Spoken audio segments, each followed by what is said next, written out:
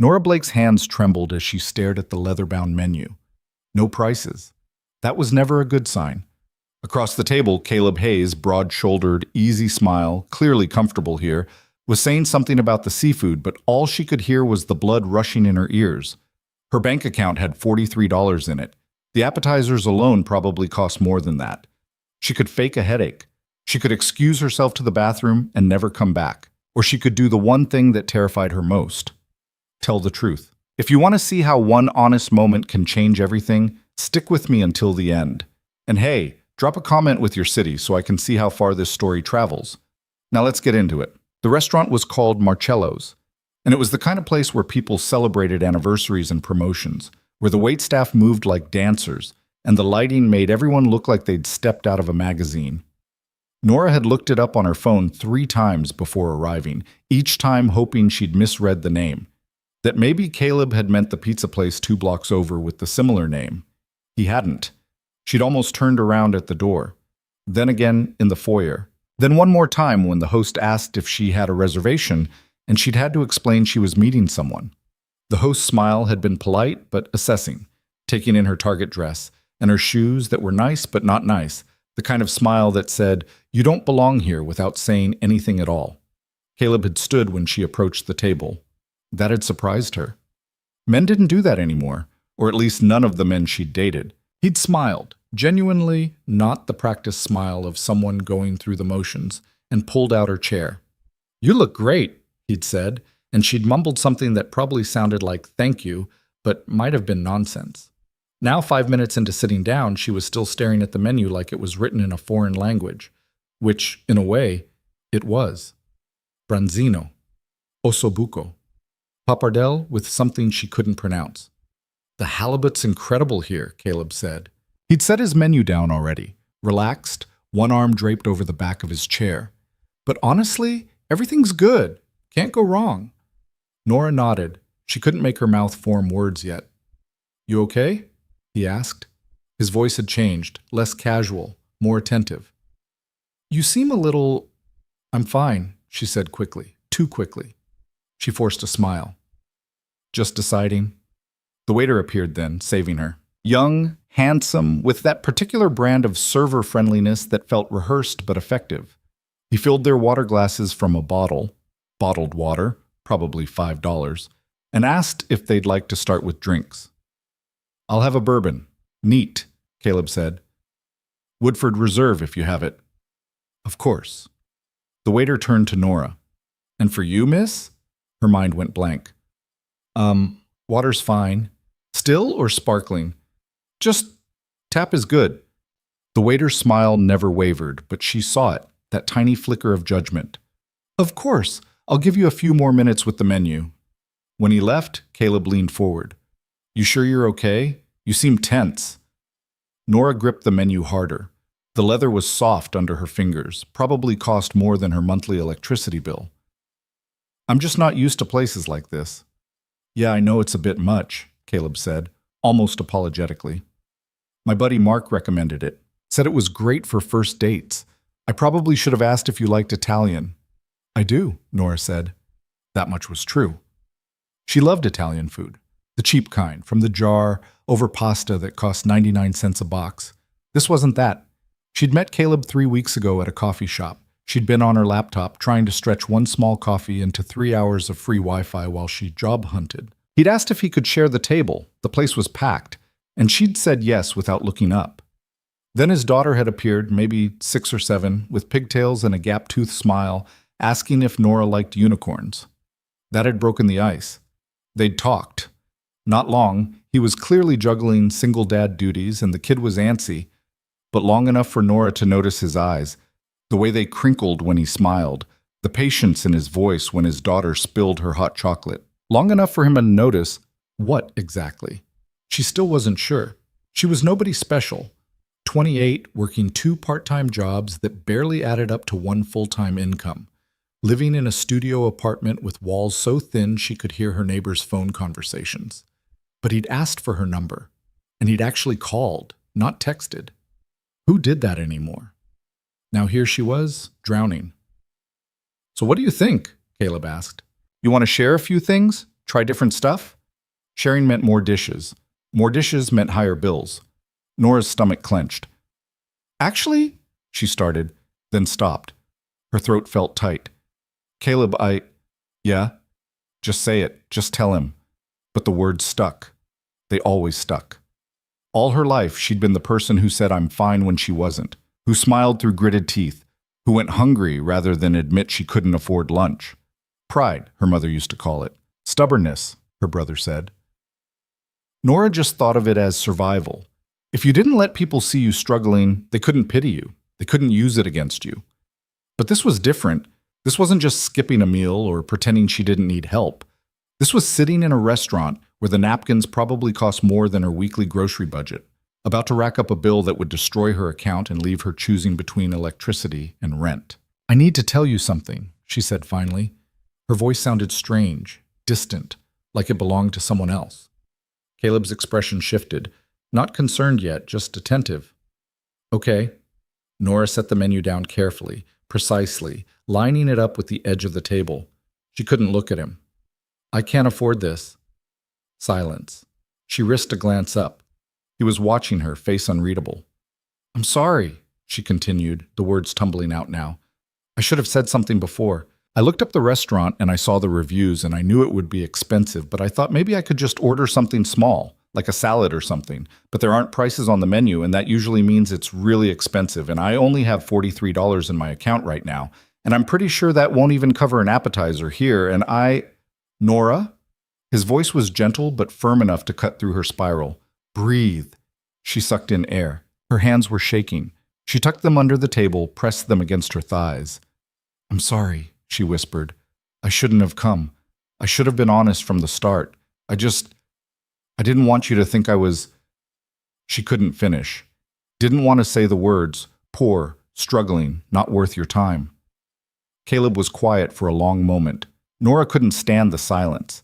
She started gathering her purse, preparing to leave, to end this humiliation as quickly as possible. When my wife died, Caleb said suddenly, and Nora froze. Sorry, that's a hell of a conversation starter. But when she died, I had about $800 to my name. Sophie was 3. The funeral cost more than I had in savings. I had to borrow from my brother, and he's not exactly rolling in it either. Nora slowly set her purse back down. I know what it's like, Caleb continued. Not having enough. Counting every dollar. Making choices between things that shouldn't be choices, like food or medicine, electricity or gas. He shook his head. I'm not trying to make this about me. I'm just saying, I get it, and I don't think less of you for it. You don't? No. He said it simply, like it was obvious. Why would I? Because everyone else did. Because admitting you were broke was admitting you'd failed somehow, that you hadn't worked hard enough or been smart enough. Because money was the measure of worth in this world, and having none meant being worthless. But she didn't say any of that. Let's get out of here, Caleb said. He signaled for the waiter. You don't have to leave because of me, Nora protested. You can stay, eat. Nora. He met her eyes. I don't want to eat here without you. That's not why I asked you out. The waiter approached, that professional smile in place. Ready to order? Actually, we're going to head out, Caleb said. Sorry about that. No problem at all. If the waiter was annoyed, he didn't show it. Have a great evening. Caleb stood and Nora followed, feeling like she was floating outside her body. They walked out past the tables of beautiful people eating beautiful food, past the host who gave them the same polite but cold smile, out into the cool evening air. Nora stopped on the sidewalk. I'm so sorry. I ruined your night. You didn't ruin anything, Caleb said. You were honest. That's not something to apologize for. Most guys would have just left. Then most guys are assholes. He said it matter-of-factly, without heat. Look, I didn't ask you out to impress you with expensive food. I asked you out because I wanted to spend time with you. The venue doesn't matter. Nora felt something crack open in her chest, something she'd kept locked tight for so long she'd forgotten it was there. Hope, maybe, or just the simple relief of being seen. There's a food truck, Caleb said, about 6 blocks from here. Best tacos in the city, and I'm not exaggerating. Sophie and I go every Friday. You interested? I love tacos, Nora said, and meant it. They walked. The city was alive around them. Friday night energy, people spilling out of bars and restaurants, street musicians on corners, the smell of hot dogs and exhaust and possibility. Caleb didn't try to fill the silence with chatter. He just walked beside her, hands in his pockets, comfortable. Can I ask you something? Nora said after a few blocks. Sure. Why'd you pick such an expensive place if you've been where I am? Caleb laughed, but it wasn't unkind. Honestly, I'm an idiot. My buddy Mark has money, like real money, and he forgets that the rest of us don't. He recommended Marcello's, and I didn't even think to check it out first. I just figured, first date, make an effort, you know? I didn't realize I was setting up a situation where you'd feel uncomfortable. It's not your fault. No, but I should have been more thoughtful about it. He glanced at her. I'm not broke anymore, by the way. I mean, I'm not rich, but I'm stable. I'm a project manager for a construction company. I do okay, but I remember what it was like. I don't forget that. What happened? Nora asked, then immediately regretted it. Sorry, that's too personal. It's okay. You told me your stuff. I can tell you mine. He took a breath. My wife, Anna, she had a heart condition. Congenital, something she'd had since birth. We knew about it, knew it was risky, but she was careful. She took her medication, went to all her appointments. We thought we had time, you know. We thought we'd grow old together. His voice didn't waver, but Nora saw the tension in his jaw. She collapsed at work. By the time they got her to the hospital, it was too late. Sophie was 3. I was 29. And suddenly I was a single dad with no idea what I was doing, barely making rent, trying to figure out how to explain death to a toddler. I'm so sorry, Nora said quietly. Yeah, me too. He shook his head. But you keep going, right? You have to. Sophie needed me, so I figured it out. Got better jobs, learned to budget like a champion, built something resembling a life. It's not the life I planned, but it's ours. They turned a corner and the food truck came into view, a bright orange thing with hand-painted lettering that read, Taco Heaven, and a line of about 15 people. Worth the wait, Caleb promised. They joined the line. Around them, people chatted and laughed, the smell of grilled meat and cilantro making Nora's stomach growl. She realized she'd been too nervous to eat lunch. So your turn, Caleb said. You don't have to, but if you want to share, what's your story? Nora considered deflecting. She'd gotten good at that, at keeping people at arm's length, but he'd been honest with her, painfully so. She could give him the same courtesy. I'm the oldest of 4, she started. My dad left when I was 12, just didn't come home one day. Mom worked herself into the ground trying to keep us fed and housed. I dropped out of college after a year to help out, took whatever jobs I could get. Retail, waitressing, data entry. None of them paid enough, but enough of them together almost did. That's a lot of weight for a kid to carry. Felt normal at the time, Nora said. Everyone was depending on me. My younger siblings needed things, school supplies, clothes that fit, lunch money. Mom needed help with rent and bills. There was no one else to step up, so I did. Are you still supporting them? My brothers, yeah. One's in community college, the other's in high school. My sister got married and moved to Oregon, so she's off the list. And Mom, Nora's voice tightened. Mom got sick 3 years ago. Lung cancer. She didn't make it. Jesus, Caleb breathed. Nora, I'm sorry. She shrugged, the gesture automatic. It is what it is, but yeah, that's why I'm broke. 2 part-time jobs, helping my brothers, trying to keep my head above water. Some months I make it, some months I don't. They moved up in line. The food truck's menu was blessedly simple and affordable. 3 tacos for $6, add rice and beans for 2 more. What are you doing for work now? Caleb asked. I'm a receptionist at a dental office 3 days a week, and I clean houses on the weekends. Looking for something full-time, but everyone wants experience I don't have or a degree I didn't finish. That's brutal. Yeah. She smiled tiredly. But I keep trying. What else can you do? They reached the front of the line. The woman running the truck, round face, bright smile, graying hair pulled back in a bun, greeted Caleb like an old friend.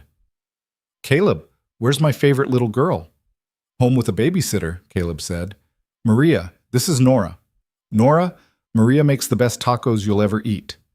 He's biased, but he's not wrong, Maria said with a wink. What can I get you to? I'll have 3 carnitas and 1 al pastor, Caleb said. Rice and beans, too. Nora? 3 al pastor, please. Rice and beans, sweetie? Nora hesitated. Just the tacos is fine.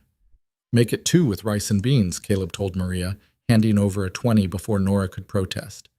Caleb? It's tacos, not a 5-course meal. Let me do this. Maria prepared their food, humming to herself, and Nora watched the practiced efficiency of her movements, the way she assembled each taco with care, the generous portions of meat, the sprinkle of cilantro and onions. This was someone who took pride in their work, no matter how humble the venue. Here you go, babies, Maria said, handing over 2 styrofoam containers. Enjoy. And Caleb, bring Sophie by soon. I miss her face. Will do, Maria. Thanks. They found a spot to sit on a low wall near a streetlight. The tacos were, as promised, incredible. The meat tender and flavorful, the tortillas fresh, the salsa with just enough kick. Nora couldn't remember the last time food had tasted this good. So, Caleb said after they'd eaten in comfortable silence for a few minutes, can I ask you something that might be too forward? You can ask. I might not answer. Fair enough. He wiped his hands on a napkin. Why'd you say yes to going out with me? I mean, if money's tight, dating's probably not high on the priority list. Nora considered the question. Honestly, you seemed kind. When Sophie spilled her hot chocolate and you didn't get mad, just cleaned it up and told her accidents happen, I don't know, I liked that. And when you talked to me, you actually listened. You didn't look at your phone or interrupt or try to fix everything I said. You just listened. That's a pretty low bar. You'd be surprised how few people clear it. Caleb laughed. Yeah, fair point. So what made you almost run away 3 times before coming into the restaurant? You counted. I saw you through the window. Thought you might bail. Nora felt her cheeks heat. I almost did. I kept thinking, what am I doing here? This guy could have anyone. He's got his life together. He's got a kid. He's probably looking for someone stable and put together. And I'm just me. Broke and struggling and barely keeping it together most days. You know what I thought when I met you? Caleb asked. What? I thought, this woman's exhausted, but she still took the time to talk to my kid about unicorns for 10 minutes, even though she clearly had stuff to do. She made Sophie feel important and listened to. And then when Sophie left, you went right back to your laptop without missing a beat, like you'd just taken a little break instead of having your time interrupted. I like kids, Nora said simply. I know. Sophie wouldn't stop talking about you after we left. The nice unicorn lady became part of her regular conversation rotation. He smiled at the memory. But my point is, I didn't see someone struggling. I saw someone kind, someone patient, someone doing her best. That's what made me want to know you better. Nora didn't know what to say to that. She focused on her tacos, blinking back the sudden sting of tears. They finished eating, threw away their trash, and started walking again with no particular destination. The night had cooled, and Nora wished she'd brought a jacket. You cold? Caleb asked. A little. He shrugged out of his jacket, a worn denim thing that looked like it had seen better days, and held it out. I'm fine, Nora protested. Nora, just take the jacket. You're shivering. She took it. It smelled like fabric softener and something else, something clean and masculine. She pulled it around herself and felt the warmth seep into her bones. Thank you, she said quietly, for all of this. For not making me feel like garbage when I told you I was broke. For the tacos, for not being a complete asshole. Again, that's a really low bar. The bar is on the floor and people still trip over it. Caleb stopped walking. They were on a quieter street now, away from the Friday night chaos, under a tree strung with old Christmas lights that someone had never taken down. Can I be honest with you about something? He asked. Okay. When you said you couldn't afford the restaurant, my first instinct was to just pay for everything and pretend it wasn't a big deal. Act like money didn't matter. But that would have been about making me feel better, not you. It would have been me avoiding the discomfort of the situation instead of actually dealing with it. Nora studied his face. What changed your mind? I remembered what it felt like, he said, when people would try to help after Anna died, but they'd do it in this way that made me feel small, like I was a charity case, like I should be grateful for the scraps. And I hated it. I hated feeling like I owed people, like my grief and my poverty were something they got to feel good about fixing. He ran a hand through his hair. So when you told me the truth, I figured the best thing I could do was meet you where you were. Not above you, not below you, just with you. Something in Nora's chest cracked open wider. That's the nicest thing anyone's ever said to me, she whispered. Then you've been spending time with the wrong people. They stood there under the off-season Christmas lights, and Nora felt something shift, not in a dramatic movie moment way, but in something quieter and more real, like a door opening, just a crack to let light in. I should probably get home, she said reluctantly. Early shift tomorrow. Where do you live? I'll walk you. You don't have to, Nora. He said her name like it was something precious. Let me walk you home. So she did. Her apartment was 20 minutes away, in a building that had definitely seen better days. Graffiti on the walls, a broken buzzer system, the faint smell of garbage from the alley behind the building. Nora felt self-conscious bringing him here, but Caleb didn't seem to notice or care. This is me, she said, stopping in front of the entrance. Okay. He made no move to follow her in, which she appreciated. Can I see you again? You still want to? Why wouldn't I? I'm kind of a mess. We're all kind of a mess, Caleb said. That's not disqualifying. Nora smiled despite herself. Okay, yeah, I'd like that. Good. How about something low-key next time? Walk in the park with Sophie? She's been asking about you. I'd love that. Saturday afternoon work? I have to clean houses until 2, but after that I'm free. 3 o'clock then. I'll text you the details. Nora handed back his jacket. Their fingers brushed and she felt that spark again, that little flutter of possibility. Thanks for tonight, she said. For real. Thank you for being honest, Caleb replied. That took guts. He waited until she was inside before walking away, and Nora stood in the dingy hallway of her building, feeling something she hadn't felt in a long time. Not hope, exactly. Hope felt too big, too fragile, but maybe possibility. The sense that things didn't have to be the way they'd always been. That maybe, just maybe, someone could see her struggling and not turn away. She climbed the stairs to her studio apartment, let herself in, and sat on her secondhand couch in the dark for a long time, thinking about tacos and honesty and a man who'd chosen kindness when he could have chosen judgment. Her phone buzzed. A text from Caleb. Made it home. Sophie wants to know if you still like unicorns. Nora smiled and typed back, tell her I love them. The response came quickly. She says you're officially her favorite. What about you? Nora typed before she could stop herself. 3 dots appeared, disappeared, appeared again. Still deciding, he wrote, but you're definitely in the top 5. Nora laughed out loud in her empty apartment. Then she got up, changed into her sleep clothes, and set her alarm for tomorrow's early shift. But before she turned off the light, she pulled out her laptop and did something she hadn't done in months. She updated her resume. Not because she thought one good date would fix her life, but because for the first time in a long time, she felt like maybe she deserved something better than just surviving. Maybe she deserved the chance to build something. And maybe, just maybe, she didn't have to do it alone. Saturday came with rain. Nora woke to the sound of it hammering against her window, the kind of relentless downpour that turned gutters into rivers and made the whole world smell like wet concrete. She groaned and checked her phone. 2 texts waited. The first was from Caleb, sent at 7 that morning. Still on for this afternoon? Sophie's already picked out her rain boots. The second was from her brother Marcus, sent 10 minutes ago. Can you spot me $60? Electric bill's due Monday, and I'm short. Nora stared at the ceiling and did the math in her head. She'd gotten paid yesterday from the dental office, $240 for the week. 40 of that was already earmarked for her share of the electric bill. Another 80 needed to go to her landlord, who'd agreed to let her pay rent in installments after she'd begged last month. That left her with $120, which needed to cover food, bus fare, and her phone bill. If she gave Marcus 60, she'd have 60 left for 2 weeks. She closed her eyes and texted back, "Yeah, I can Venmo it." His response was immediate. "You're the best. Love you." She sent the money before she could change her mind, then watched her bank balance drop to $73.43, the same amount she'd had last week, the same amount she always had no matter how hard she worked. It was like running on a treadmill that kept speeding up while she stayed in place. Her phone buzzed again. Caleb.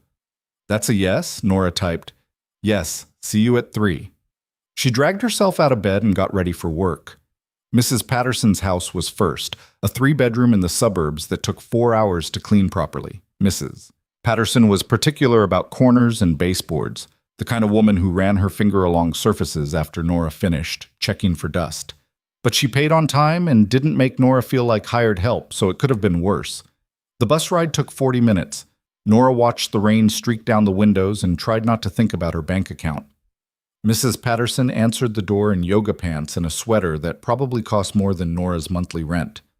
"Oh good, you made it. I was worried the weather might keep you away." "I'm here," Nora said, shaking out her umbrella. "Wonderful. Same as usual. Bathrooms, kitchen, floors. I'm having company tomorrow, so if you could pay special attention to the living room, that would be lovely." 4 hours later, Nora's back ached and her hands smelled like bleach despite the gloves. Mrs. Patterson inspected her work with the same critical eye as always, nodded approval, and handed over $80 in cash.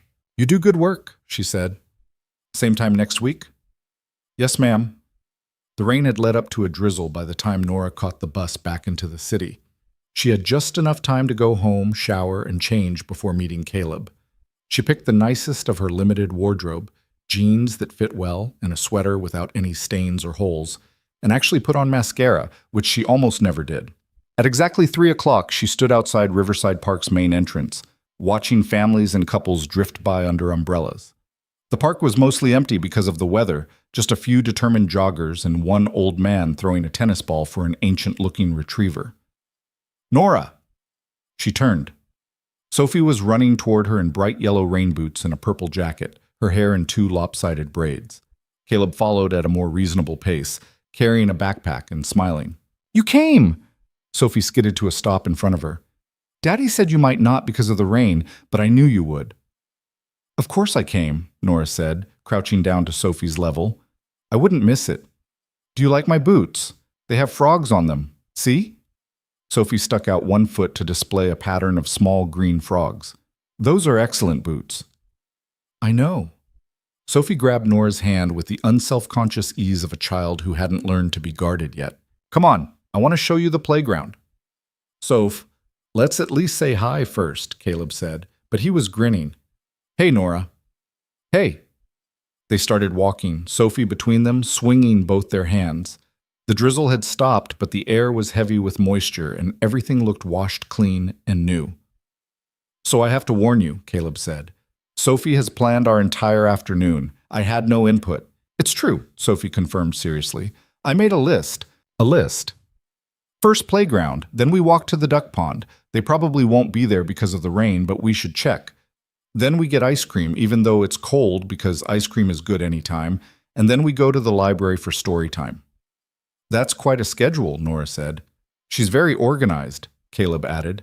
"Gets it from her mother. I'm more of a figure-it-out-as-we-go person." They reached the playground, a sprawling structure of slides and climbing equipment and swings, all gleaming wet. Sophie immediately released their hands and ran for the swings. "Push me!" she called back. Caleb and Nora followed.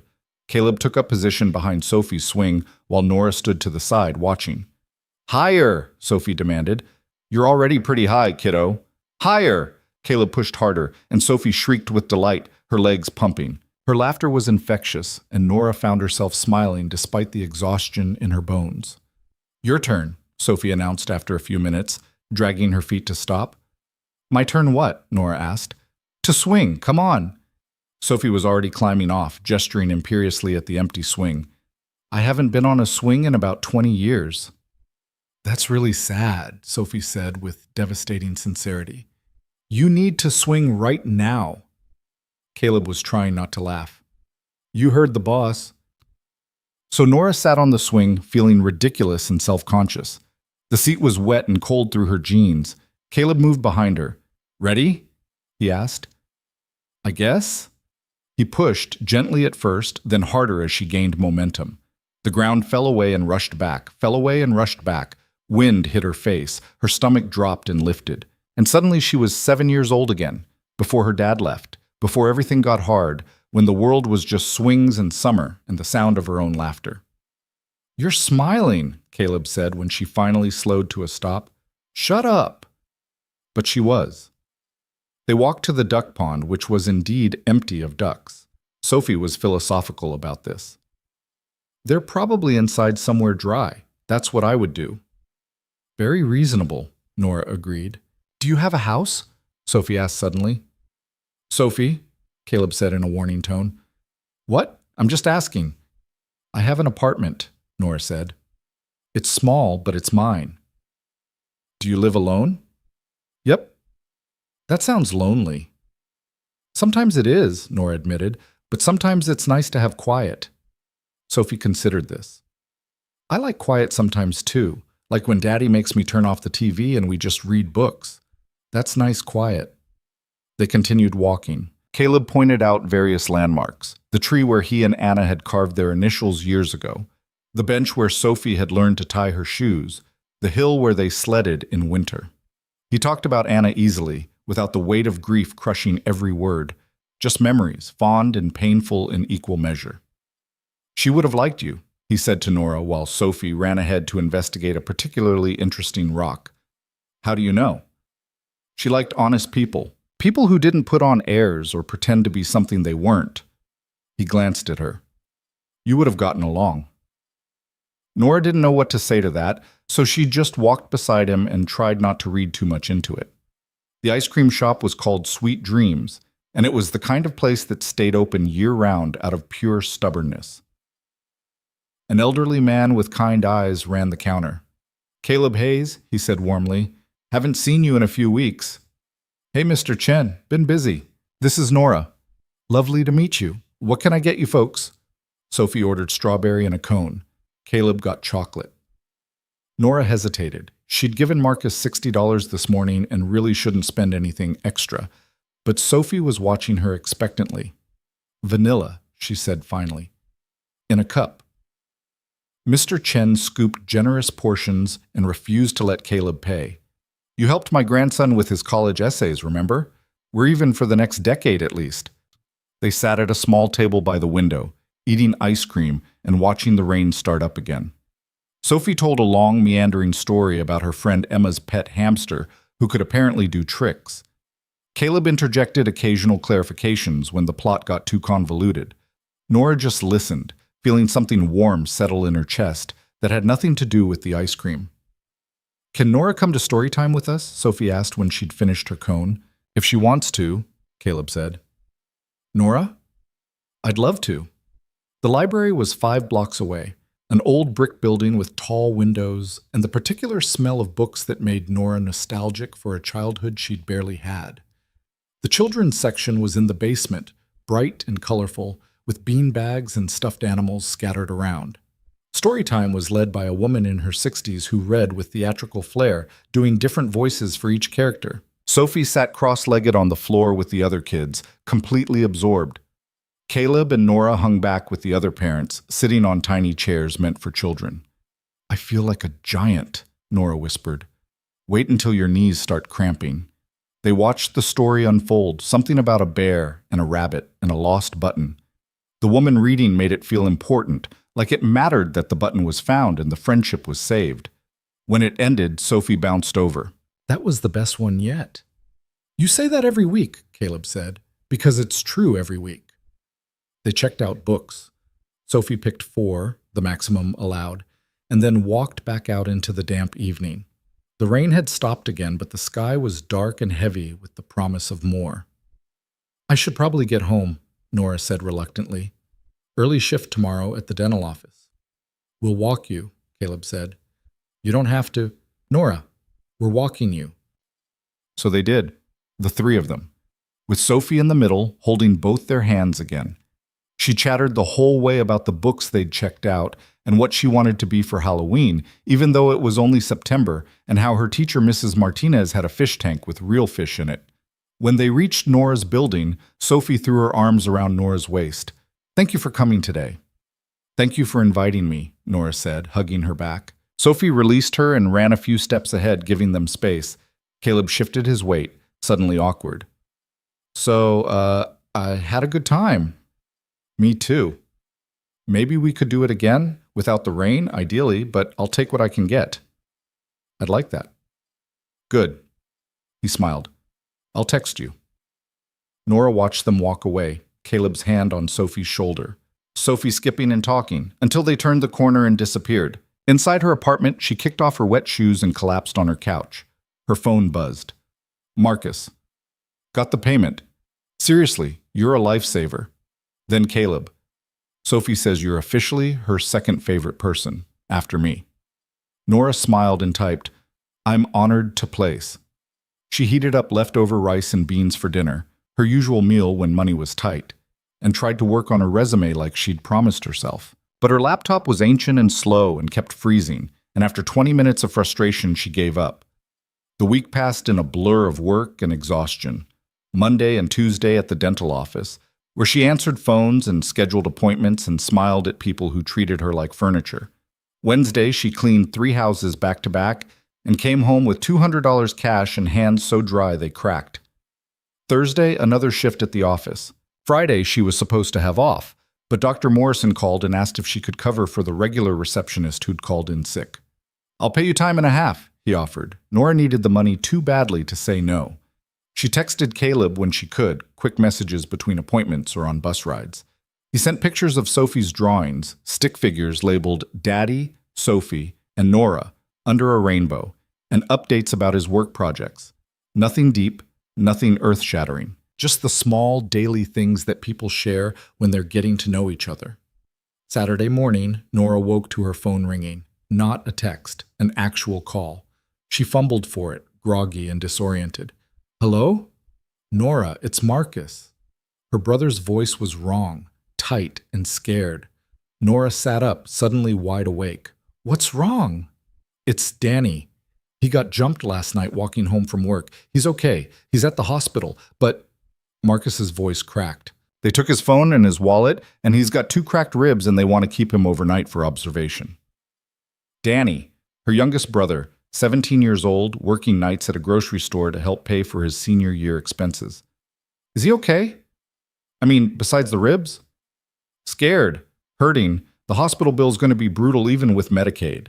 Marcus sounded like he was barely holding it together.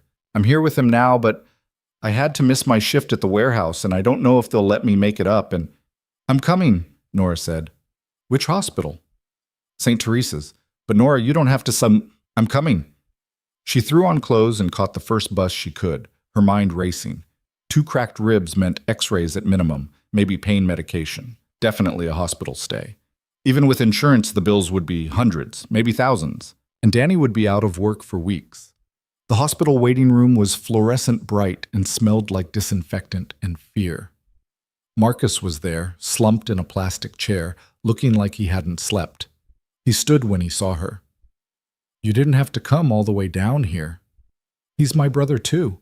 Nora hugged him. Where is he? Room 347. They're running some final tests, but we can probably go up soon. They sat together in silence for a while.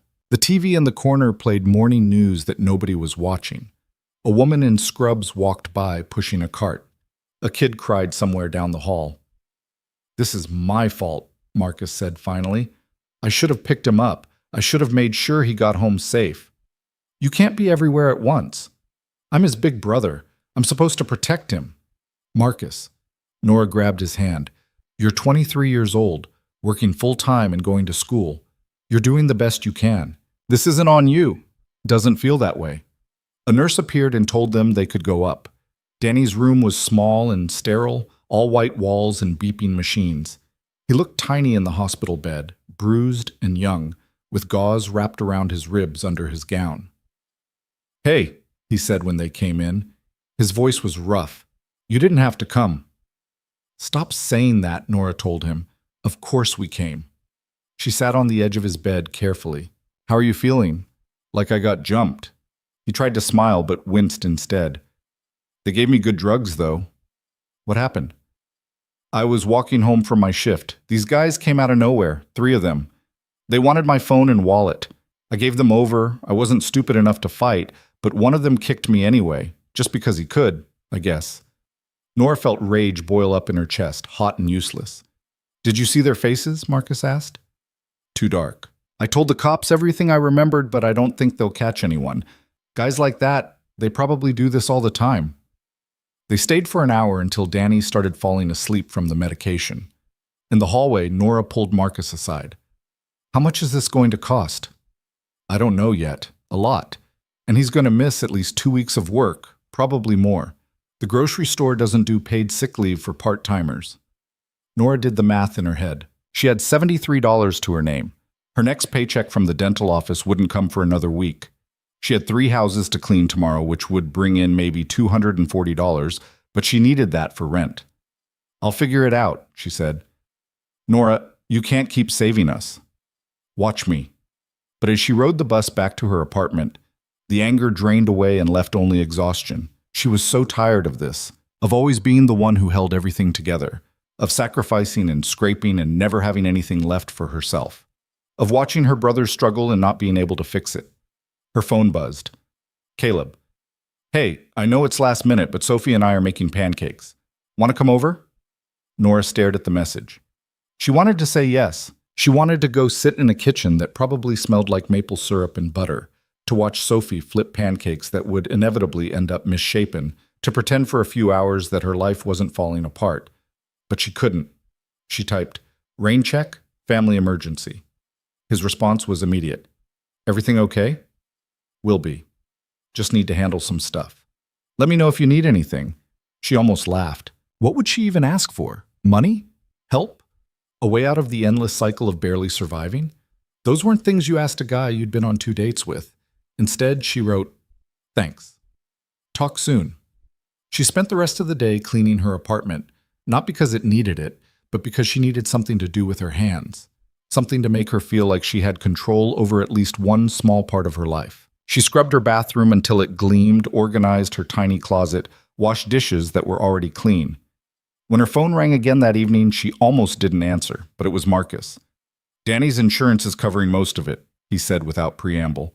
We'll still owe about $400 after everything's processed, but it's not as bad as we thought. $400. Might as well be $4,000. Okay, Nora said. We'll figure it out. Nora, we'll figure it out. After she hung up, she sat on her couch in the dark and tried to remember the last time she'd felt like her life was moving forward instead of just treading water. High school, maybe. Before Dad left, before Mom got sick, before she became the person everyone leaned on. Her phone buzzed one more time. Caleb. Sophie wanted me to send you this. It was a photo of a drawing, the 3 of them again, but this time they were eating ice cream, big smiles on all their faces, hearts floating around their heads. She says she misses you, Caleb added. Me too, if I'm being honest. Nora looked at the drawing for a long time. Then she saved it to her phone, turned off the lights, and went to bed. Tomorrow she'd clean houses. Monday, she'd be back at the dental office. She'd help Marcus and Danny figure out the hospital bill. She'd keep going because that's what she did, what she'd always done. But tonight, just for tonight, she let herself imagine what it would be like to have less weight on her shoulders. To be someone's priority instead of everyone's backup plan. To be the person in the drawing, smiling under a rainbow, instead of the person lying awake at 3 a.m. trying to figure out which bill to pay first. The rain started again outside her window, and Nora closed her eyes and tried not to think about Monday. Monday morning arrived with a notice taped to Nora's apartment door. She saw it before she'd even gotten her key in the lock, coming back from her pre-dawn run to the corner store for coffee. The paper was official-looking, stamped with the building management's logo, and her stomach dropped before she'd read a single word. Notice of late payment. Eviction proceedings will begin if full payment is not received by October 15th. October 15th. That was 12 days from now. Nora ripped the notice off the door and went inside, hands shaking. She'd paid her landlord $200 last week, half of what she owed for September. He'd said that was fine, that she could pay the rest when her next check came in. They'd had an agreement. Apparently the agreement meant nothing. She tried calling the building manager's office, but got voicemail. left a message that came out more desperate than she'd intended. Then she sat at her tiny kitchen table and added up the numbers again, even though she already knew what they'd say. Rent owed, $400. Danny's hospital bill, $400. Her share of utilities, $40. Phone bill, $60. Food and bus fare for the next 2 weeks, maybe $80 if she was careful. Total needed, just under $1,000. Current bank balance, $73.43. She had to be at the dental office in an hour. She got ready on autopilot, showered, dressed in the scrubs they required, grabbed her bag. The bus was late and crowded, and someone's coffee spilled on the floor, making the whole vehicle smell like burnt French vanilla. At the office, Dr. Morrison was already in a mood. His first patient had canceled, and he hated gaps in the schedule, said it threw off his whole rhythm. Nora apologized, even though it wasn't her fault, and spent the morning rebooking appointments and dealing with insurance companies that put her on hold for 30 minutes at a time. During her lunch break, she sat in her car, a 15-year-old Honda that ran on prayers and stubbornness, and called the building manager again. This time someone answered. Wellington Properties, this is Diane. Hi, this is Nora Blake from Unit 412. I got an eviction notice this morning, but I had an arrangement with Mr. Wellington about paying my rent in installments. Mr. Wellington retired last month, honey. New management's taken over and they're cracking down on late payments. Says here you're 2 weeks overdue on September rent. I paid half, $200. He said I could pay the rest this week. Well, the new policy is full payment on the first, or you're in violation of your lease. I'm sorry, but that's how it is now. Nora closed her eyes. Can I speak to whoever's in charge? Mr. Reeves doesn't take calls until after 3. You can try back then. She tried back at 3:15. Mr. Reeves' assistant said he was in a meeting. At 4:30, she was told he'd left for the day. By the time her shift ended at 6, Nora had called 4 more times and gotten nowhere. She drove to Mrs. Patterson's house for an emergency clean. The woman had called that afternoon saying she needed her guest room done before her mother-in-law arrived tomorrow. It wasn't on Nora's regular schedule, but she needed every dollar she could get, so she said yes. 3 hours later, she had another $80 and a backache that wouldn't quit. She got home after 10, ate peanut butter straight from the jar because she was too tired to make actual food, and fell asleep on her couch still in her cleaning clothes. Tuesday was worse. Dr. Morrison fired the dental hygienist, some dispute about vacation days that Nora didn't fully understand, and spent the entire day in a foul mood that he took out on everyone around him. Nora smiled and nodded and absorbed his irritation like a sponge, because that's what you did when you couldn't afford to lose your job. Between appointments, she finally got through to Mr. Reeves. Ms. Blake, I understand your situation, but we have policies for a reason. The previous management was far too lenient and it created problems. We need full payment by the 15th or we'll begin eviction proceedings. That gives you almost 2 weeks. I paid half already, which we've applied to your account. You still owe $400. I don't have $400 right now. I'll have it by the end of the month. End of the month is too late. October 15th, or we file. Please, Nora said, and hated how small her voice sounded. I've lived here for 3 years. I've never missed a payment until last month. I just need a little more time. I'm sorry, but the policy is firm. 15 days. He hung up before she could respond. Nora sat at the reception desk, staring at the phone, feeling something crack inside her chest. Not break. That would have been cleaner. This was more like a slow fracture, the kind that spreads gradually until the whole structure collapses. Her phone buzzed. Caleb. Haven't heard from you in a few days. Everything okay? She stared at the message. What would she even say? That she was about to be homeless? That she was drowning and didn't know how to ask for help because she'd spent her whole life being the one who helped everyone else? She typed, "Just busy with work, sorry." His response came quickly. "No worries, just checking in. Sophie keeps asking when you're coming over again." Soon, Nora wrote, even though she had no idea when that would be. Wednesday, she cleaned 4 houses back to back, a personal record. Her knees ached, and her hands were raw despite the gloves.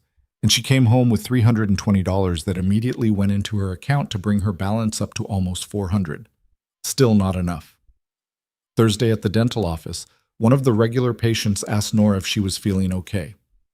You look tired, honey. Are you getting enough sleep? Just working a lot, Nora said with her professional smile. But I'm fine. The woman looked unconvinced but didn't push.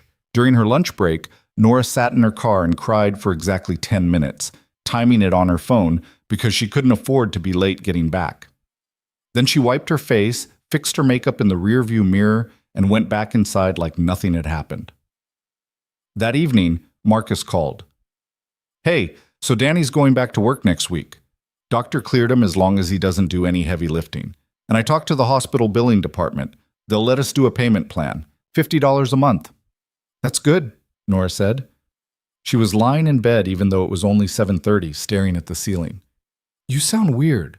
What's wrong? Nothing. Nora, I'm fine.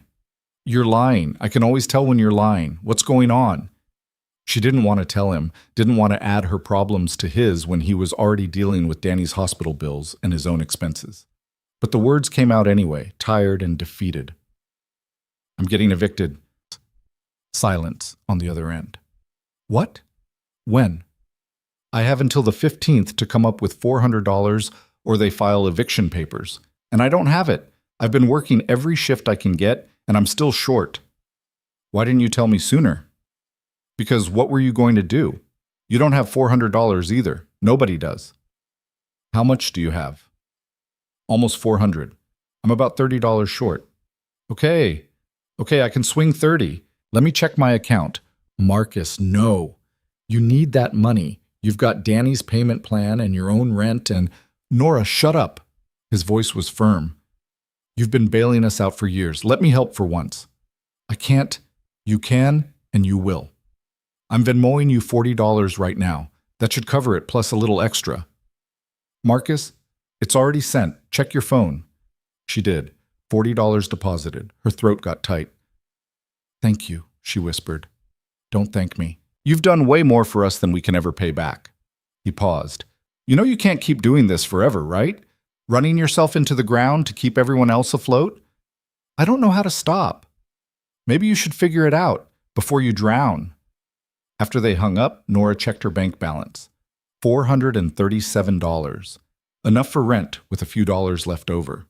She should have felt relieved. Instead, she just felt empty. She paid her rent online that night, watching the balance drop back down to $37. 2 weeks until her next paycheck. 2 weeks to make that last. Friday morning, she woke up to her phone ringing. Unknown number. She almost didn't answer, but something made her pick up. Is this Nora Blake? Yes? This is Jennifer from Dr. Morrison's office. I'm calling to let you know that we're going to have to reduce your hours starting next week. We're cutting back on administrative staff. Nora sat up, suddenly wide awake. What? How many hours? You'll be down to 2 days a week instead of 3. I'm sorry, it's a business decision. Dr. Morrison wanted me to let you know as soon as possible. 2 days instead of 3. That was a third of her income, gone. Just like that. When does this start? Nora asked, proud that her voice stayed steady. Monday. Again, I'm really sorry. Okay. Thank you for letting me know.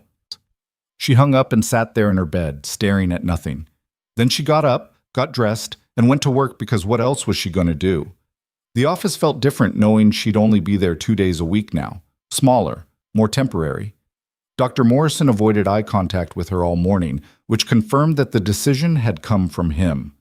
During a slow period, she updated her resume on her phone and started scrolling through job listings. Most required degrees she didn't have or experience she couldn't prove. The ones that didn't pay minimum wage and required weekend availability, which meant she'd have to give up her house cleaning gigs that actually paid decent money. Her phone buzzed. Caleb. Sophie's school is doing a fall festival tomorrow. Pumpkin patch, hay rides, the whole thing. Want to come? Fair warning, it's aggressively wholesome. Nora stared at the message. She should say no. She should spend tomorrow looking for another job, picking up extra cleaning work, figuring out how to survive on 2/3 of her income.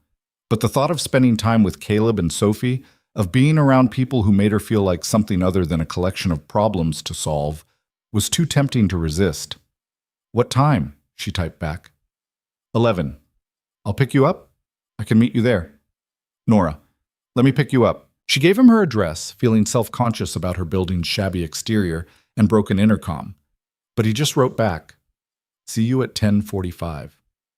Saturday morning, Nora woke up early and cleaned her apartment even though no one was coming inside. She put on her nicest jeans and a sweater that didn't have any holes, did her makeup carefully, and waited by the window. Caleb pulled up at exactly 10:45 in a silver SUV that had definitely seen better days but was clean and running. Sophie waved frantically from the back seat. Nora went downstairs and climbed in. The car smelled like coffee and kid, crayons and fruit snacks and something sticky. "Sorry about the mess," Caleb said, gesturing at the various toys and books scattered across the floor. "Sophie's organizational system is what I'd call creative chaos." "It's not chaos, it's a system," Sophie protested. "I know where everything is." "Uh-huh. Where's your library book that's due Monday?" Sophie was silent. "That's what I thought." They drove across town to Sophie's school, a small private place that probably cost more per month than Nora made. The parking lot was already packed with families, and the air smelled like cider and hay and autumn. The festival was exactly as advertised, aggressively wholesome. There were pumpkins everywhere, a petting zoo with goats and chickens, a station where kids could make scarecrows, and a hayride that circled the property. Parents clustered in groups, drinking cider from paper cups and watching their kids run wild. "Daddy, can I get my face painted?" Sophie asked immediately. "Sure, Bug. What do you want?" "A butterfly." "No, a cat." "No, a butterfly cat." "I don't think that's a thing." "It is now." They got in line for face painting.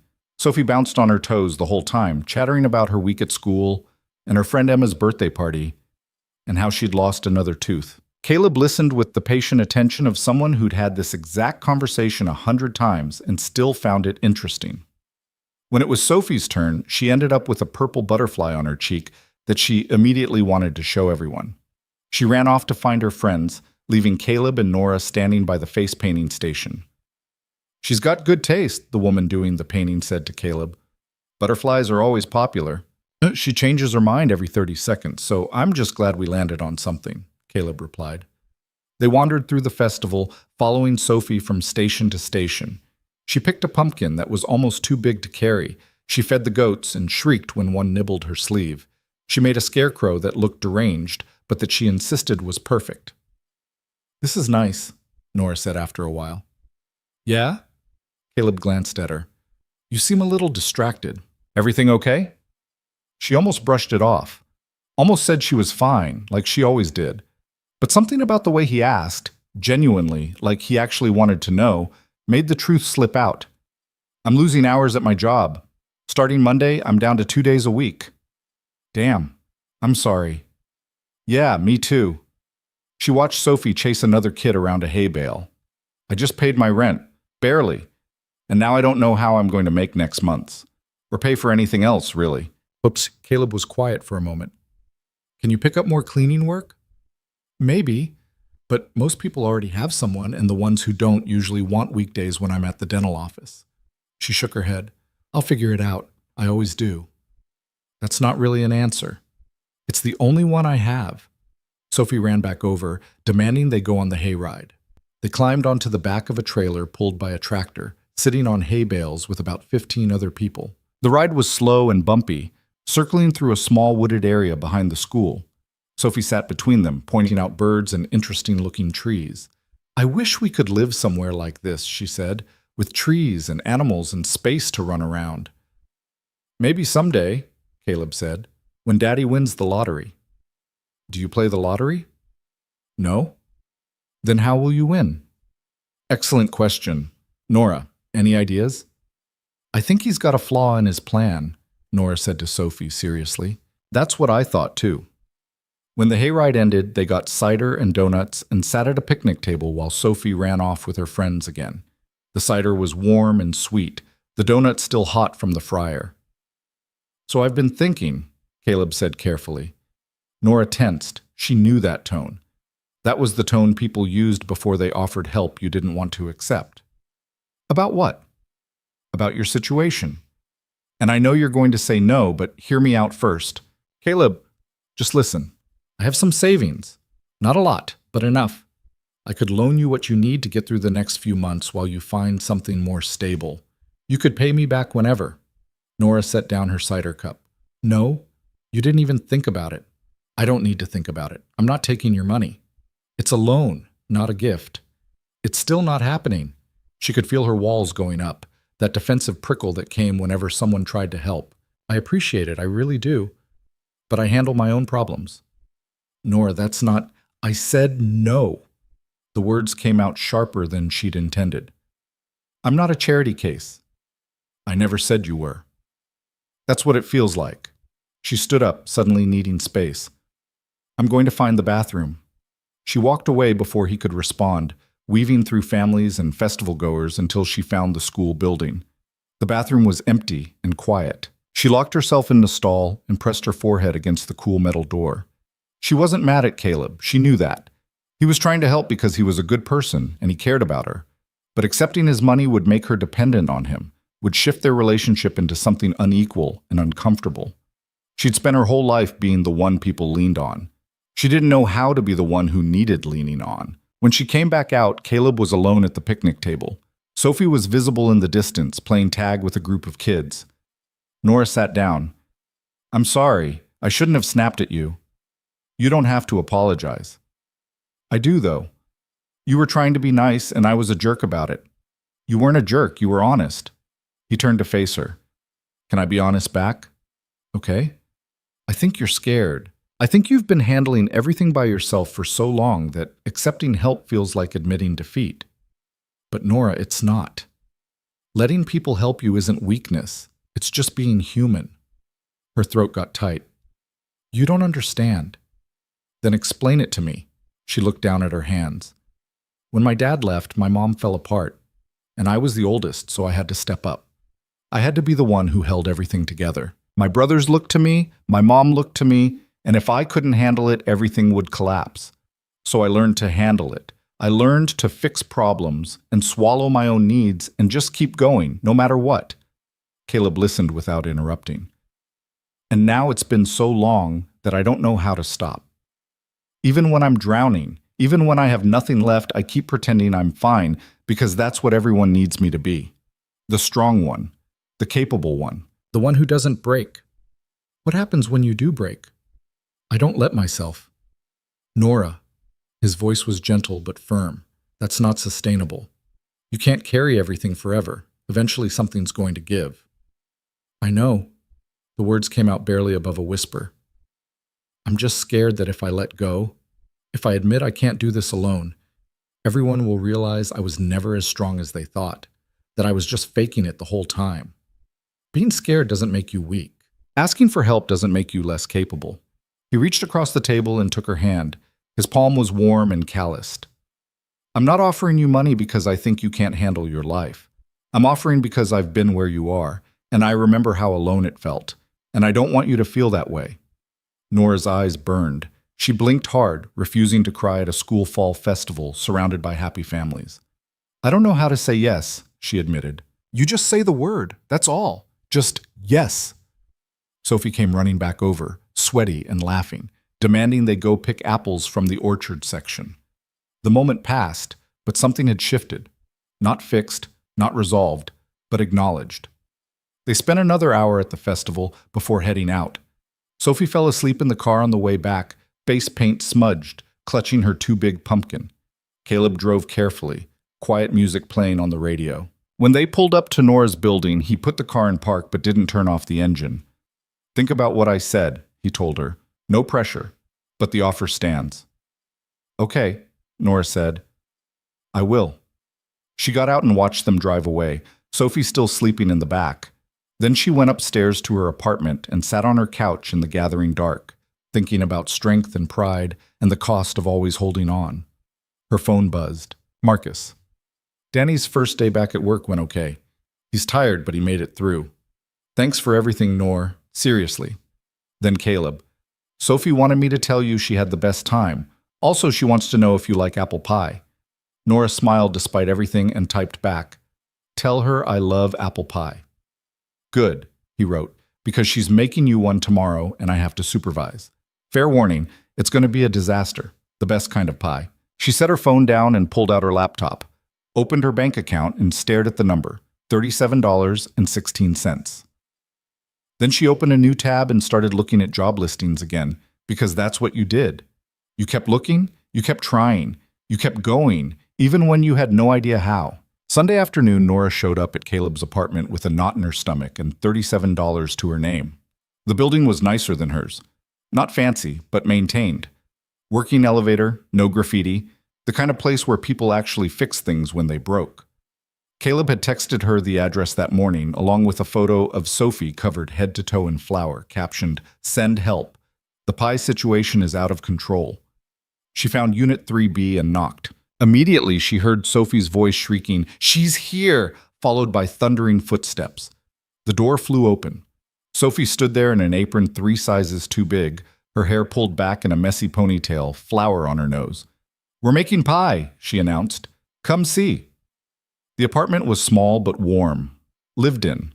There were drawings stuck to the fridge with magnets, a basket of toys in the corner, photos on the walls. Anna and Caleb on their wedding day, Sophie as a baby, the 3 of them at the beach. Nora felt like an intruder in someone else's memory. "Don't just stand there," Sophie said, grabbing her hand. "We need your help." The kitchen was a disaster zone. Flour covered every surface. Apple peels filled the sink. The counter held what looked like 3 failed attempts at pie crust. Caleb stood in the middle of it all, sleeves rolled up, looking simultaneously exhausted and amused. "Welcome to chaos," he said. "I tried to warn you. I see you weren't exaggerating. Daddy's bad at pie crust," Sophie informed her. "It keeps falling apart." "I'm not bad at it. I'm just out of practice." "That's what bad people say." Nora laughed despite herself. "Okay, let me see what we're working with here." She rolled up her sleeves and assessed the situation. The dough was overworked. Too much handling made it tough.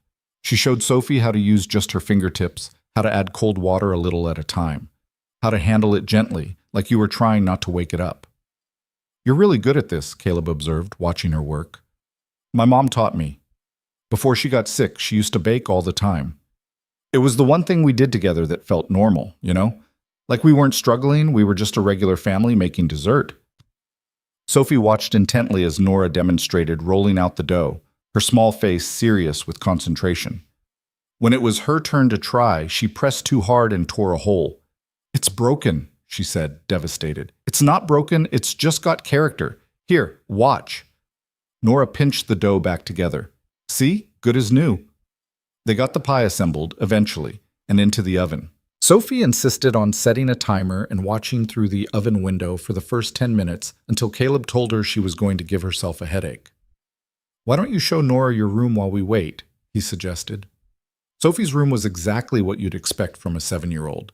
Stuffed animals everywhere, a bed with a princess canopy, drawings taped to every available wall space. She gave Nora the full tour, explaining the backstory of each stuffed animal and why they sat in their specific spots. "This is Mr. Hoppins. He's the oldest, so he sits by my pillow. And this is Rainbow Dash, even though she's not actually from the show. I just named her that. And this one doesn't have a name yet because I'm still deciding." Nora sat on the floor and listened, letting Sophie's chatter wash over her. It was easier than thinking about her bank account, or her reduced hours, or the fact that November's rent was already looming and she had no idea how she'd pay it. "Do you have a favorite?" Sophie asked, gesturing at the army of stuffed animals. "I like the turtle," Nora said, pointing at a small green one that looked well-loved. "That's Shelley. I got her when I was 4. She's special because—" Sophie's voice dropped to a whisper. "Mama gave her to me." Nora's chest tightened. "She's beautiful. Mama liked turtles. Daddy says she was slow like them, but in a good way, like she thought about things really carefully before she did them." Sophie hugged Shelley to her chest. "I don't remember her very much. Just little pieces, like how she smelled like flowers, and how she sang me songs at bedtime. I bet she was wonderful." "Daddy says she was? He says I have her smile." Sophie grinned to demonstrate. "Do I?" Nora looked at the photos on Sophie's dresser. Anna holding a newborn Sophie, Anna and Caleb at someone's wedding, Anna pushing a toddler, Sophie on a swing. In one photo, Anna was laughing at something off camera. Her whole face lit up. "Yeah," Nora said softly. "You do." The timer went off downstairs. Sophie jumped up and ran for the kitchen, Shelley forgotten on the bed. Nora followed more slowly, feeling like she'd just been handed something precious and fragile. The pie looked perfect. golden brown crust, filling bubbling through the vents Sophie had carefully cut in the top. Caleb pulled it out and set it on the counter to cool. "We did it," Sophie cheered. "You did it," Caleb corrected. "Nora and I just supervised." They ate dinner first, spaghetti that Caleb made while Sophie set the table with elaborate care, making sure the forks and knives were perfectly aligned. It was simple food but good, and the conversation flowed easily. Sophie told a long story about her friend Emma's pet hamster who'd escaped and been found 3 days later living in the couch cushions. Caleb talked about a project at work that was running behind schedule and driving him crazy. "What about you?" he asked Nora. "How's the job search going?" She'd sent out 14 applications in the past 2 days. So far, she'd heard back from none of them. "It's going," she said, which was technically true. After dinner, they had pie. It was delicious, the crust flaky, the apples perfectly spiced. Sophie ate 2 pieces and got whipped cream on her nose. When she started yawning, Caleb declared it bedtime. "But Nora's still here," Sophie protested. "Nora will still be here when you're done with your bath and your teeth." "Promise?" Sophie looked at Nora. "Promise." Sophie went upstairs reluctantly. Nora helped Caleb clean up the kitchen, washing dishes while he dried. They worked in comfortable silence, the kind that didn't need filling. "She really likes you," Caleb said after a while. In case that wasn't obvious. "The feeling's mutual. She doesn't open up to people easily. After Anna died, she went really quiet for a long time. Stopped talking to anyone except me. It took months before she'd engage with her teachers or the other kids at school." He set down the dish he was drying. "But with you, she just opened right up, like she'd known you forever." "Kids have good instincts about people." "Yeah, they do." He was looking at her in a way that made her self-conscious. Adults should trust those instincts more often. Before Nora could figure out how to respond to that, Sophie's voice called from upstairs. "Daddy, I'm ready." "I'll be right back," Caleb said. "Make yourself at home." Nora wandered into the living room while he was gone. More photos on the mantel. Anna was everywhere, woven into the fabric of this home. In the wedding photo, she was beautiful in a simple way, laughing while Caleb dipped her veil flying out behind her. There was so much joy in that picture it almost hurt to look at. Nora wondered what it felt like to be loved like that. To be someone's whole world. To know that even after you were gone, you'd still be present in every corner of their life. She heard Caleb reading upstairs, his voice low and rhythmic. A children's book about a mouse who wanted to be an astronaut. Sophie's occasional interjections, asking questions or adding commentary. After about 20 minutes, the reading stopped and Caleb came back down. "Out like a light," he said. "That pie sugar crash hit hard." "She's a great kid." "Yeah, she is, most of the time. You should see her when she doesn't get her way. Full meltdown mode." He sat on the couch and gestured for Nora to join him. "But even on her worst days, she's the best thing that ever happened to me." Nora sat, careful to leave space between them. The apartment was quiet now, just the sound of the refrigerator humming and distant traffic outside. "Can I ask you something?" Caleb said. "Okay." "Have you thought any more about what we talked about yesterday? About letting me help?" There it was. The question she'd been dreading all day. "I have," she said carefully, "and I appreciate it. I really do. But I can't accept your money." "Why not?" "Because it changes things. Between us. I don't want this, whatever this is, to be about you rescuing me. I want it to be about 2 people who like each other, not about one person saving the other." Caleb was quiet for a moment. "What if I told you it wouldn't change anything? That I'd still see you the same way regardless?" "I wouldn't believe you. Money always changes things." She pulled her knees up to her chest. "My whole life I've watched people use money as power. My dad used it to control my mom. He made all the money, so he made all the decisions. After he left, we were powerless because we didn't have any. And every time someone helped us, there was always a price. Maybe not a direct one, but they'd hold it over us later, remind us that we owed them. I wouldn't do that." "You say that now, but what happens 6 months from now when we have a fight and you're mad at me? Or a year from now when you realize I can't pay you back as fast as you thought? It's always there, hanging between you, the debt, the imbalance. So what's your plan? Keep struggling alone until you break?" "If I have to." The words came out harder than she meant them to. Caleb ran a hand through his hair, frustrated. You know what I think? I think you're so scared of being vulnerable that you'd rather destroy yourself than accept help. And that's not strength, Nora. That's just stubbornness. Maybe. She felt her walls going up again, that familiar defensive prickle. But it's my choice to make. Even if it's a bad choice? Especially then. They sat in tense silence. Nora knew she should probably leave, end this before it turned into a real fight. But something kept her planted on the couch, unwilling to walk away even when everything in her screamed that she should. I don't want to fight with you, Caleb said finally. I don't want to fight with you either. So let's not. He shifted to face her. Look, I can't force you to accept help. That's not how this works. But I need you to understand something. When I offer, it's not because I pity you or because I think you're weak. It's because I've been where you are and I know how isolating it is, how exhausting, and I don't want that for you. I know, and I'm grateful, but just listen for a second, okay? He took a breath. After Anna died, I was drowning, not just financially, though that was bad enough. I was drowning in grief and responsibility and this crushing fear that I couldn't do it alone. And for months, I tried to. I refused help from my family, from friends, from everyone, because accepting help felt like admitting I couldn't handle it. Nora stayed quiet. Then one day, my brother Mark showed up at my apartment unannounced. I hadn't showered in 3 days. Sophie was eating cereal for dinner because I'd forgotten to buy groceries. The place was a disaster. And instead of judging me, Mark just rolled up his sleeves and helped. He cleaned while I showered. He went grocery shopping. He took Sophie to the park so I could sleep. Caleb's voice got rough. And when I tried to thank him, you know what he said? He said, "That's what people who love you do. They show up. Not because you're weak, not because you can't handle it, but because nobody should have to handle everything alone." Nora felt tears prick her eyes. So when I offer to help you, Caleb continued, it's not about debt or power or any of that. It's about showing up, because I care about you and I don't want to watch you suffer when there's something I can do about it. But what if I can't pay you back? The words came out small. What if I take your help and then I'm still struggling and you realize you made a mistake and then we figure it out together? That's how this works. Not you alone, not me rescuing you. Together. Nora wiped her eyes with the back of her hand. I don't know how to do that. The together part. I've been alone for so long. Then we'll learn.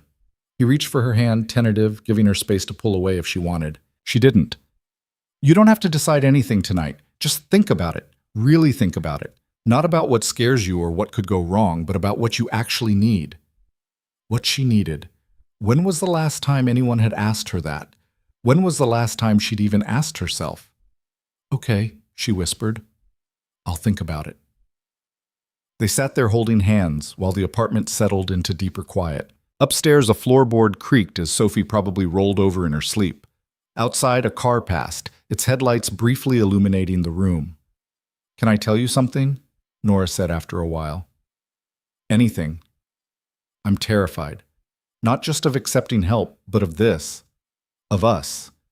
Because what if I let myself care about you and Sophie, and then something happens? What if I'm not good enough, or I mess it up, or you realize I'm just this broken person who can't get her life together? Nora. Caleb squeezed her hand. We're all broken in some way. That doesn't make you less worthy of love or care or support. It just makes you human. You make it sound so simple. It is simple. It's not easy, but it's simple. You just have to let people in. She leaned her head on his shoulder, exhausted from fighting her own instincts. He put his arm around her and they stayed like that, not talking, just being. Eventually, Nora's phone buzzed. A text from Marcus. Landlord called. Says Danny's apartment building is getting sold. He's got 60 days to find a new place. Just thought you should know. 60 days. Another crisis incoming. Another problem to solve. Nora closed her eyes and felt the weight of it settle on her chest, familiar and suffocating. What's wrong? Caleb asked, feeling her tense. Nothing, just family stuff. Nora. She showed him the text. He read it silently. Where does Danny live now? Cheap studio on the south side. But with the market the way it is, he's not going to find anything affordable, which means he'll probably ask to stay with Marcus, which will crowd Marcus out of his own place, which means, she trailed off, seeing the chain reaction before it happened, which means you'll try to help and stretch yourself even thinner. What else am I supposed to do? Let them figure it out. They're adults. Danny's 17. Okay, so Marcus figures it out. You don't have to solve every problem for everyone. Yes, I do. That's my job. That's always been my job. Says who? The question caught her off guard. What? Who decided that was your job? Who put you in charge of fixing everything for everyone? I did. Nobody else was going to do it. And now? Caleb asked gently. What happens now when you can barely take care of yourself? Nora pulled away from him, standing up. I should go. It's getting late. Don't do that. Don't run away every time things get real. I'm not running away, I'm just tired. Nora, please, her voice cracked. I just need to go home and think. Caleb stood too, but didn't try to stop her. Okay, but promise me you'll actually think about what I said. Not just about the money, but about everything. About letting people share the load instead of carrying it all yourself. I promise. She grabbed her jacket from the coat rack by the door. Caleb walked her down to the lobby, insisting even though she said she'd be fine. At the door, he pulled her into a hug. You're not alone, he said into her hair. Even when it feels like you are, you're not. Nora held on tighter than she meant to, breathing in his scent, laundry detergent and coffee and something uniquely him. Then she made herself let go and step back. Thank you for dinner and the pie. Tell Sophie I said goodnight. She's going to want you to come back soon. I will. She walked to the bus stop, even though Caleb offered to drive her. The night was cold and clear, stars visible despite the city lights. The bus was mostly empty, just her and a guy in a security uniform dozing in the back. Nora stared out the window and thought about Caleb's brother showing up to help, about what it meant to let people in, about Sophie upstairs sleeping with her turtle, trusting that the world would still be there in the morning. Her phone buzzed again. This time it was Caleb. Get home safe. And Nora? You're stronger than you think, but you don't always have to be strong. She read it 3 times before putting her phone away. Back at her apartment, she made a cup of tea she didn't drink and sat at her kitchen table with her laptop. Pulled up her bank account, $37. Pulled up her budget spreadsheet and tried to make the numbers work for November. They didn't. Even if she picked up extra cleaning jobs, even if she cut her food budget to almost nothing, she was going to be short. By a lot. She could ask Marcus for help, but he was dealing with Danny's situation. She could pick up another part-time job, but there were only so many hours in the day and she was already running on fumes. Or she could call Caleb. The thought made her stomach clench. Every instinct screamed against it. Don't be weak. Don't be dependent. Handle it yourself. But a quieter voice, one she wasn't used to listening to, whispered, What if he's right? What if you don't have to do this alone? Nora closed her laptop and went to bed. She'd decide in the morning. Tomorrow she'd figure out what she needed versus what she was too proud to accept. Tonight, she just needed to sleep. But sleep didn't come easy. She lay in the dark thinking about Sophie's drawings on Caleb's fridge, about Anna's smile in those photographs, about the way Caleb had held her hand like it was something precious, about what it would feel like to stop running and just let herself fall. Monday morning, Nora's phone rang at 6:30. She fumbled for it, still half asleep, and saw Mrs. Patterson's name on the screen. Hello? Nora, I'm so sorry to call this early, but I have an emergency. My sister in Florida had a fall and I need to fly down today. Is there any way you could come by and do a deep clean before I leave? I know it's not your usual day, but I'll pay you double. Double. That would be $160 instead of $80. What time do you need me? Could you be here by 8? I'm flying out at noon. I'll be there. She threw on clothes and caught the earliest bus, arriving at Mrs. Patterson's house at 7:50.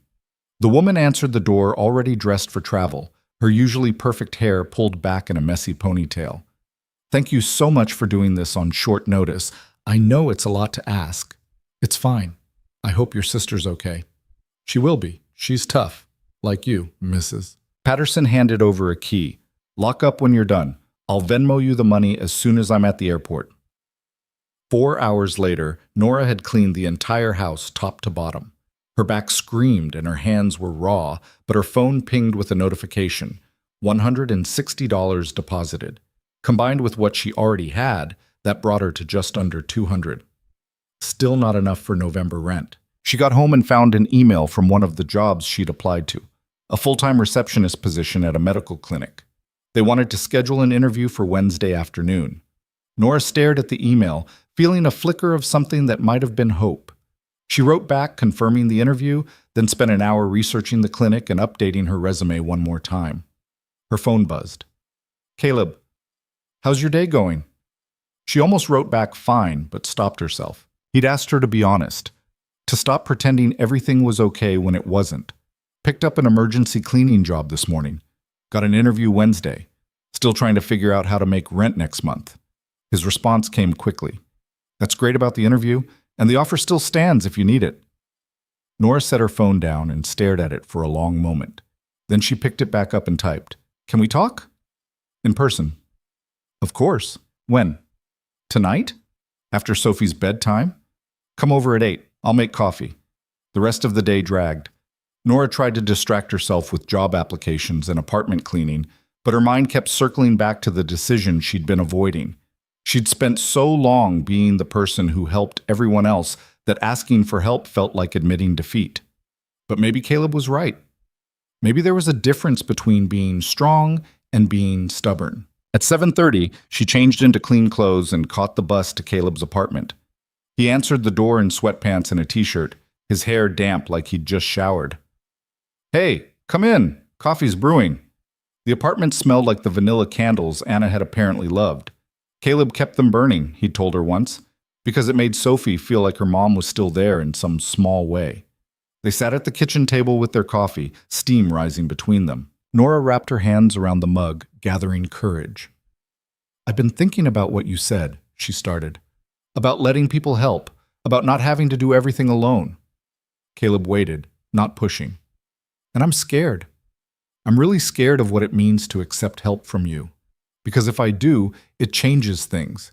It makes me dependent on you in a way I've never been dependent on anyone. Or," Caleb said carefully, "it makes us interdependent, which is different. It means we both lean on each other when we need to. But I don't have anything to offer you. You're stable, you've got your life together, you don't need me for anything." "That's not true." He leaned forward. "You make me laugh. You're good with Sophie. You see me as more than just a widower or a single dad.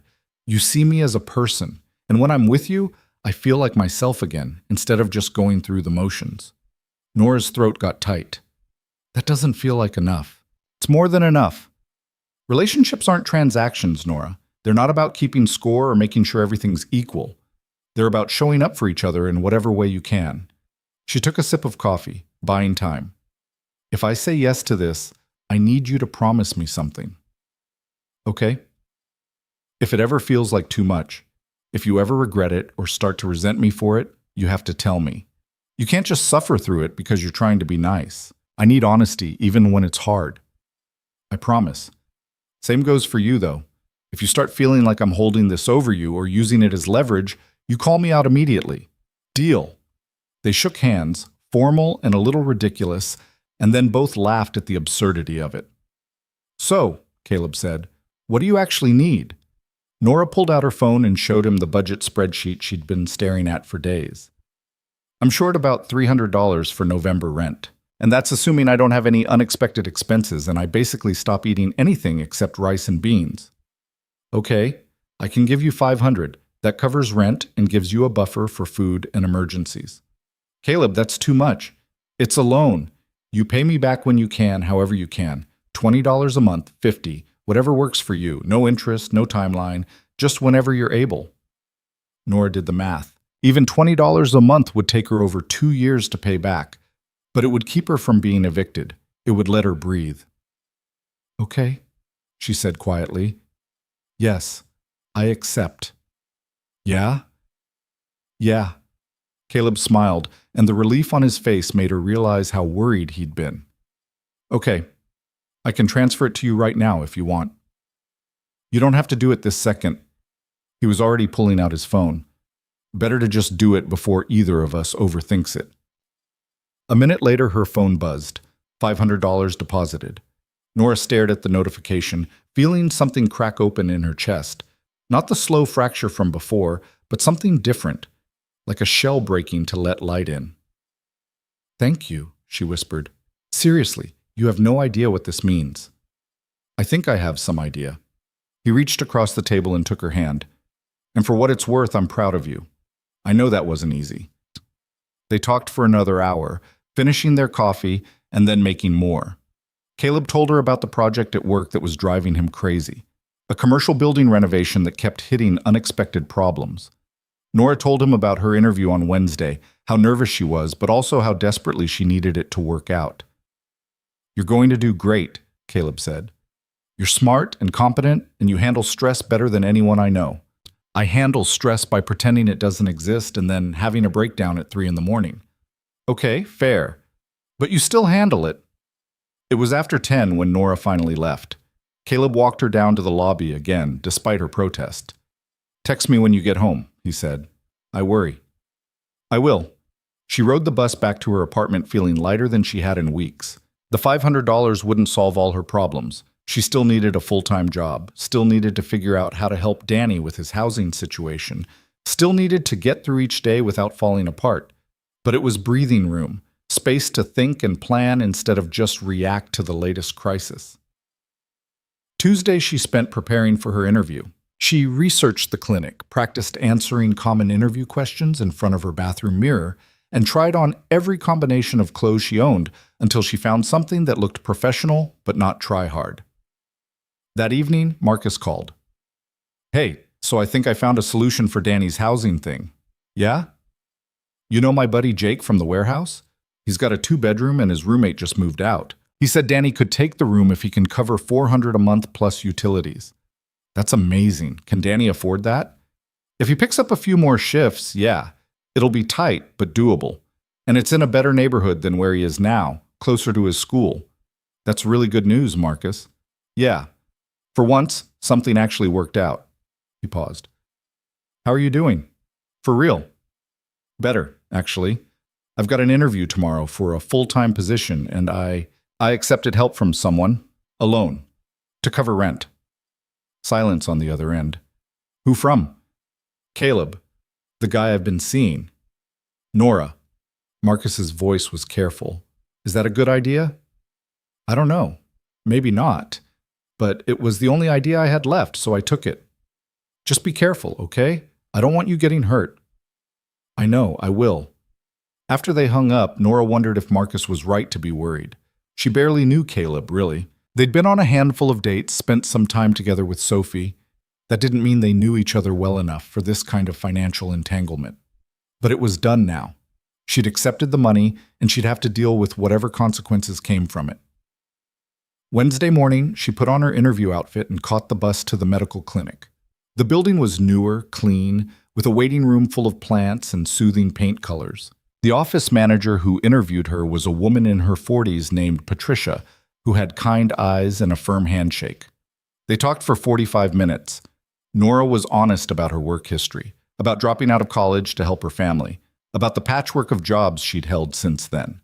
Patricia asked smart questions and actually listened to the answers instead of just waiting for her turn to talk.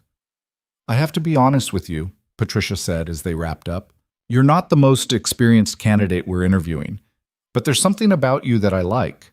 You're honest, you're resilient, and you clearly know how to handle difficult situations." "Thank you. I'll be making a decision by Friday. Either way, you'll hear from me."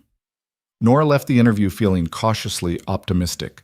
Not confident, she couldn't afford confidence, but hopeful. Thursday and Friday crawled by. She worked her 2 shifts at the dental office, cleaned 3 houses, and checked her phone obsessively for an email from Patricia. By Friday evening, she'd convinced herself she hadn't gotten the job. Then her phone rang at 5:30. Unknown number. "Hello? Nora, this is Patricia from Riverside Medical Clinic. Do you have a minute?" Nora's heart hammered. "Yes. I wanted to let you know that we'd like to offer you the receptionist position. Full-time, 40 hours a week, starting at $16 an hour with benefits after 90 days. Are you interested?" $16 an hour, 40 hours a week. That was over $2,000 a month before taxes. "Yes," Nora said, her voice shaking. "Yes, I'm very interested." Wonderful. Can you start Monday? Absolutely. They worked out the details, start time, dress code, paperwork she'd need to bring. When Nora hung up, she sat on her couch in stunned silence for a full minute before it hit her. She had a job, a real job, full-time with benefits. She called Marcus first. I got it, the clinic job. I start Monday. Nora, that's amazing. I'm so proud of you. Then she texted Caleb. Got the job. Start Monday. Full-time with benefits. His response was immediate. That's incredible. We need to celebrate. Dinner tomorrow night? You, me, and Sophie? Yes.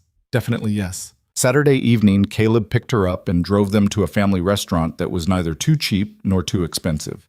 The kind of place with crayons on the table and a kid's menu shaped like a dinosaur. Sophie chattered nonstop about her week at school, about the Halloween costume she was planning, about how she'd lost another tooth and the tooth fairy had left her $2 whole. That's up from the $1 rate she used to get, Caleb said in a stage whisper. Inflation's rough even for fairies. Over burgers and fries, they celebrated Nora's new job. Sophie insisted on making a toast with her chocolate milk, nearly spilling it in the process. To Nora, she said seriously, for getting a real job like a grown-up. I'll drink to that, Caleb said, raising his water glass. After dinner, they went for a walk in the same park where they'd had their second date. The leaves were changing colors now, brilliant reds and oranges and yellows. Sophie ran ahead, collecting the prettiest ones to bring home. So things are looking up, Caleb said. Yeah, for the first time in a while. Nora watched Sophie chase a squirrel up a tree. I can start paying you back soon? Maybe $50 a month once I get my first paycheck? Whenever you're ready, there's no rush. I know, but I want to. It's important to me. They walked in comfortable silence for a while. Sophie came running back with a handful of leaves, insisting they were the most beautiful ones in the entire park. We have to keep them forever, she declared. We can press them in a book, Caleb suggested. Make them last longer. Yes. Can we do it when we get home? Sure, Bug. When Caleb dropped Nora off at her apartment later, Sophie gave her a fierce hug goodbye. I'm glad you got your job, she said into Nora's shoulder. Now you won't be so worried all the time. How did you know I was worried? You get this line right here when you worry. Sophie touched the space between Nora's eyebrows. Like you're thinking really hard about sad things. You're very observant. I know, Daddy says it's my superpower. After Sophie ran back to the car, Caleb lingered. She's right, you do seem less worried. I feel less worried, like I can actually plan for the future instead of just surviving day to day. That's good. You deserve that. He kissed her forehead, gentle and unhurried. See you soon? Yeah, see you soon. The weekend passed in a blur of preparation for her new job. Nora bought a pair of professional-looking pants and 2 new shirts, stretching her limited budget as far as it would go. She mapped out her bus route to the clinic, timing it to make sure she'd never be late. She practiced her smile in the mirror until it looked natural instead of terrified. Monday morning, she arrived at Riverside Medical Clinic 15 minutes early. Patricia greeted her warmly and spent the first hour going over procedures, showing her the computer system, introducing her to the doctors and nurses and other staff. It was overwhelming, but manageable. Nora took careful notes and asked questions when she needed to. By lunchtime, she was answering phones and checking in patients like she'd been doing it for years. You're a natural, Patricia said during a quiet moment. I had a good feeling about you. The first week flew by. Nora fell into a rhythm, up at 6, bus by 7, at the clinic by 7:45, work until 4:30, home by 6. It was tiring but sustainable. And for the first time in months, she could pay all her bills and still have money left over. On Friday, she got her first paycheck. After taxes, it was just over $500. She immediately paid Caleb $50 toward what she owed him, bought groceries that included actual vegetables, and put the rest in savings. That evening, Caleb texted, Got your payment. You know you don't have to pay me back this fast, right? I know, but I want to. Okay. But if it ever gets tight, just tell me. We can adjust. Deal. October melted into November. Nora settled into her job at the clinic, learning the rhythms of the place, building rapport with the regular patients. Patricia became more than just her boss.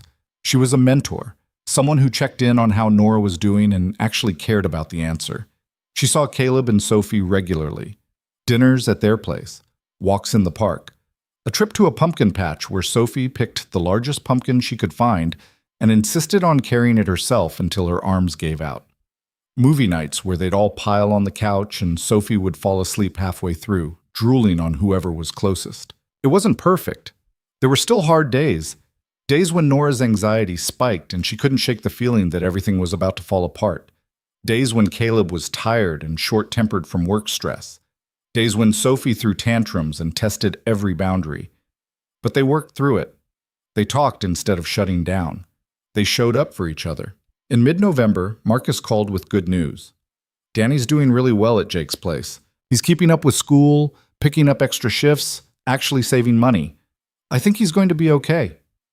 That's really good to hear. Yeah. And I wanted to say thank you for all those years when you held everything together. I know we didn't always appreciate it at the time, but we do now. You kept us afloat when nobody else could have. Nora's eyes got hot. You guys would have figured it out. Maybe, but it would have been a lot harder without you. By December, Nora had paid back $150 to Caleb. She'd built up a small emergency fund. She'd gotten a raise at the clinic, small but meaningful. Things weren't easy, but they were stable. 2 weeks before Christmas, Caleb asked if she wanted to come over for dinner on a night that wasn't their usual Friday. He was acting strange, nervous in a way she'd never seen him. She showed up at his apartment at 7 as requested. Sophie answered the door in her pajamas. Hi, Nora. Daddy made your favorite. My favorite? The chicken thing with the lemon and the stuff. Inside, the apartment smelled amazing. Caleb had set the table with actual plates instead of their usual mismatched collection. There were candles, music playing softly. What's the occasion? Nora asked. Can I just make a nice dinner? But he was still nervous, fidgeting with his watch. They ate. The chicken was delicious, and Sophie talked about her plans for Christmas break. After dinner, Caleb cleared the plates and then came back with a folder. So I wanted to show you something. He opened the folder and pulled out a drawing. Sophie's work, unmistakably. Stick figures in crayon on construction paper. 3 people holding hands. A house with a red door. A sun with a smiley face. Sophie made this at school, Caleb said. Her assignment was to draw her family. Nora looked at the drawing more closely. The 3 stick figures were labeled in Sophie's careful printing. Daddy, Sophie, Nora. Her throat went tight. She's been calling you family for a while now, Caleb continued. And I realized she's right. That's what you are to us. Family. Caleb, I'm not asking you to move in or get married or anything like that. I know it's too soon for any of that, but I wanted you to know that you have a place here, with us, for as long as you want it. Nora looked at Sophie, who was watching her with those big, hopeful eyes. Do you want to be my family? Sophie asked. For real? Yeah, Nora said, her voice breaking. Yeah, I really do. Sophie launched herself at Nora, wrapping her arms around her waist. Caleb joined them, and they stood there in the middle of his kitchen in a 3-person hug that felt like home. Later, after Sophie had gone to bed, Nora and Caleb sat on the couch drinking tea. I keep waiting for the other shoe to drop, Nora admitted.